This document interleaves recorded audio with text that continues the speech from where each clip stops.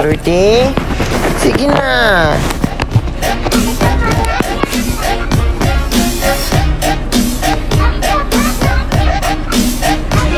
Yo, what's up, happy people? Lordy on the mobs. Kumusta na po kayo mga guys, mga Skunians, no? So, ay isang mapagpalang araw naman po sa ating lahat na binigay ng Diyos mga kois, no? Mga Skunians, no? So, andito po ako kung saan po nawala kayo. Pero wag po kayong mag-alala. Andito po kayo palagi sa puso. Bars! So for today's video mga guys ay babala po ha. For today's video, yung mga iyakin dyan, yung insecure, hindi makatanggap ng pagkatalo, hindi marunong tumanggap ng pagkatalo, please lang, please kumuha na po kayo na kahit anong cotton o towel o damit o tuwalya, kasi pag iyakin talaga kayo ay luluha talaga yung mata, ay hindi pala mata, bunganga nyo. Opo, kasi nga po ay nako, ayan po, daily ratings report RTAM, okay, September 4, 2023, sa araw ng Lunes. Nako, masakit na naman to sa mata. sa mata ng mga bashers ni Yorme Isko.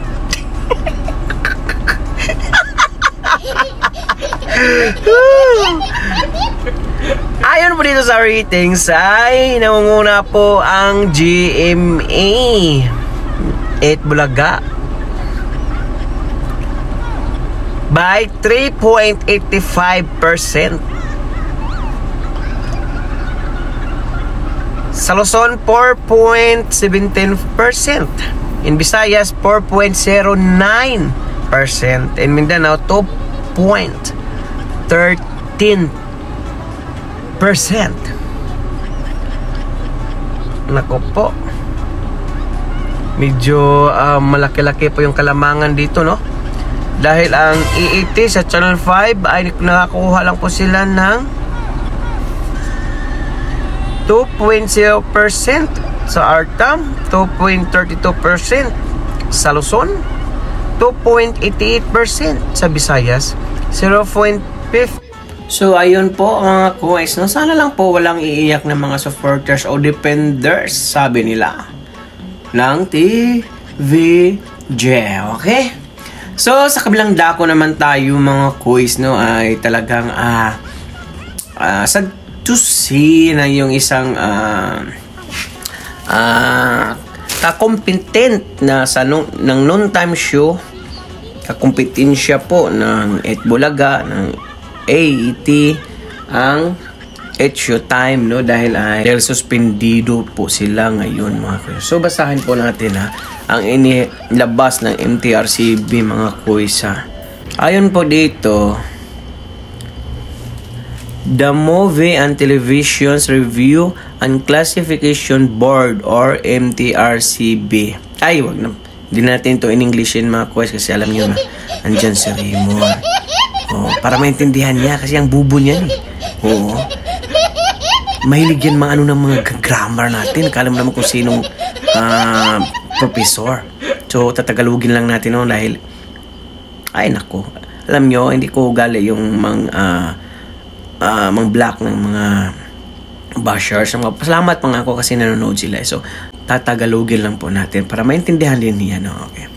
Inilabas ng Movie and Televisions Review and Classification Board or MTRCB ayong araw, September 4. Ang desisyon nitong suspindihin ang live noontime program ng 8 Showtime sa loob ng 12 days o 12 araw ng pagsasahimpapawid. Ayan po. Ang mga manonood ay nagsampa ng maraming reklamo sa MTRCB. Aba, mukhang kasama na rito mga koy, si Rendon Labrador, no? Kasi isa din yung nagpapalakas o nananawagan sa social media na tungkol nga dito. May segment kasi sila mga koy na mais ko niya na medyo nakakadiri tignan dahil nga mayroon talagang mga bata sa harap nila na yung kumakain nito sila ng ice cream. So, sabi po dito ay ang mga manonood ay nagsampa ng maraming reklamo sa MTRCB hinggil sa episode ng palabas noong Hulyo 25, 2023 kung saan umano'y kumilos ang mga host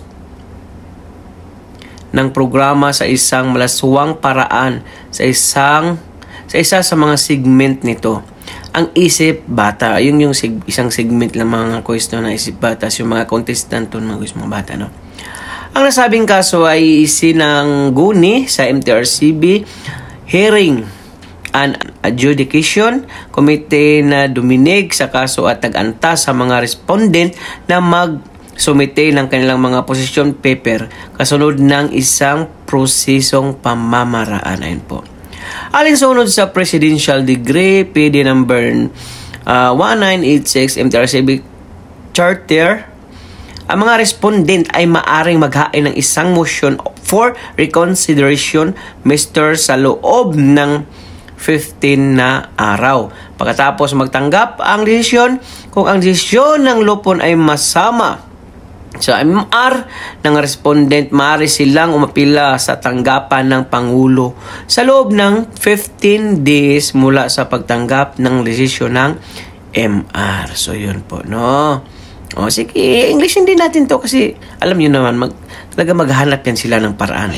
Konting kamali natin. Hindi mag-alala, may English din. Subtitle. So, kasi nga yung sa mga wakali, talagang naghahanap niya ng mga butas. So, ito na yung subtitle na. Okay. The Movie and Television's Review and Classifications Boards or MTRCB issued today, September 4, its decision to suspend the live noontime program na It's Showtime. Okay? For 12 airing days. Ayan. Viewers have lodged multiple complaints before the MTRCB concerning the show's July 25, 2023 episode wherein the program's host allegedly acted in an indecent manner during one of its segments, Isip Bata.